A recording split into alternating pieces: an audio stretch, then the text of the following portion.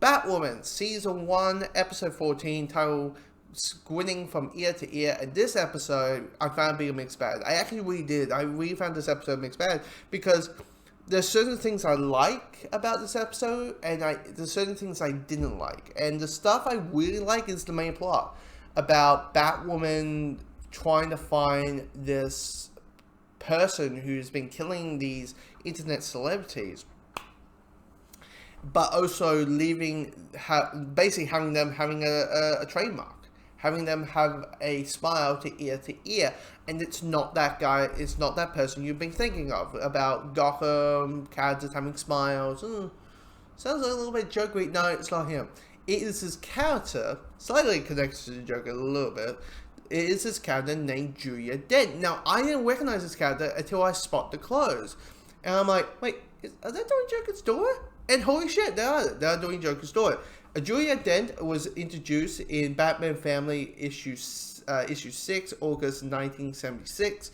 And she's been the daughter of other characters. She's been the daughter of Catwoman. She's been the daughter of Scarecrow, Riddler, Penguin. Two-Face, logically, with the last name Dent. So that seems to be a little bit... obviously, but this is based on the New 52. This is the recent the big giant DC reboot, and this version that they went for, holy crap! I'm just reading the Wikipedia page, and she's like, okay, there was, to know a little bit more about the background about the character, about the comic book counterpart. There was a story called Batman Death and Family with the Joker. The Joker cuts his face and he put his face back on, looking like Leatherface from Chainsaw Massacre. The face fell off, and Julia, who is a woman from the sewers, found the mask and is claiming herself to be the Joker's daughter. So she's not necessarily the Joker's daughter. P.S. There's a part where she's trying to put the blood of his, like trying to put the Joker's blood inside of her so she can actually be the daughter of the Joker, which is like really fucked up. Anyway, so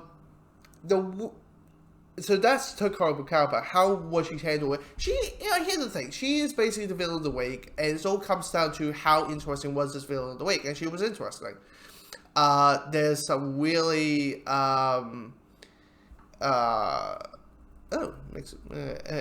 there was this really mixed kind of... here's the thing, I thought she was handling well. As I was intrigued by her, I was intrigued what she was doing, I was intrigued how she was handled. Honestly, I haven't read anything from Duela Dent or Joker's Door or whatever it is. But yeah, I was like, I recognized the clothing, so I knew who it was. I just I just don't have any knowledge that outside reading Wikipedia. So is that. But the stuff I didn't really like was all the stuff dealing with Sophie. Like, the scenes between her and her mom is wonderfully and well done and really well written drama. I don't want to hit spoilers of what it attains. But the relationship between Sophie and Sophie and Batwoman is actually so cartoony to the point you just ask, like, personally, I'm like, can this relationship end, really? Because it's so outrageous and cartoony. Like, I get at the beginning, they probably thought, hey, let's make this relationship cute. Make us go, oh, are they cute together? And at the beginning it was. But, like, they're doing the whole thing about, you're a superhero and you should not have relationships because what happens is enemies find out about you, right? They're doing that. The problem with that is you have Kate saying the opposite to certain characters every 5 seconds. So she's saying to Luke, it's Sophie, she'll be fine, but when she's talking to Sophie, she's like, we shouldn't be together. We shouldn't be together. What if my enemies found out about you? Blah blah blah blah blah. And I'm like, okay, that's mixed. That's a very mixed sort of messages. But also the scene that really kicks my cake was there's a scene where Batwoman is looking at herself from a reflection of a car window, fixing up her cowl and wig and looking at her teeth and all that kind of stuff, knowing that Sophie's around the corner. And I'm like, okay, this is just getting ridiculous. This is absolutely getting ridiculous. I was like, please, and then it did end. It slightly end. So I was like, okay, we can move on. The stuff doing with Alice, though, so spoiler, massive spoiler, I was like, didn't know where it was going. I didn't know why we were jumping to Alice. I get you need to have her find out that, her, the doctor was around, and you want that. But the thing that I was really intrigued by, I think a lot of Batman fans was the last 5 seconds where we saw Mouse being ejected by some type of gas, and turns out it's fear toxin, which I couldn't help myself but thinking, is this Dr. Jonathan Crane secretly?